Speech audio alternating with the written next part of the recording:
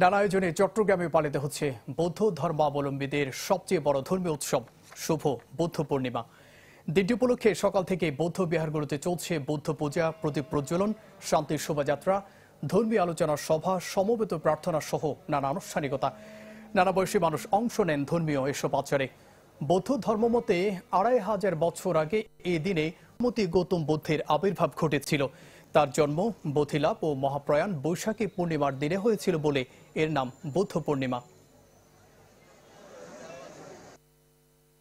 আজকে আমাদের ত্রিস্মৃতি বিজড়িত বুদ্ধ পূর্ণিমা, যেটা আমাদের বৌদ্ধ জাতির জন্য, সমগ্র বিশ্বের জন্য সবচেয়ে বড় দিন। এটা আমাদের জন্য বুদ্ধ পূর্ণিমা হচ্ছে আমাদের ত্রিস্মৃতি বিজড়িত দিন। এই দিনে আমরা সকলের জন্য মঙ্গল কামনা করি। সারা বিশ্ব যেন অশান্তি থেকে মুক্ত হয়, সেই আমাদের হানাহানি থেকে আমরা যেন এই দূর থেকে আমরা মুক্তি পাই। আজকের দিনে আমাদের প্রত্যাশা হচ্ছে জগতের সকল প্রাণী যেন সুখী হোক এবং আমরা যেন সবাই যেন একভাবে মৈত্রীভাবে সবাই একতাভাবে থাকতে পারি।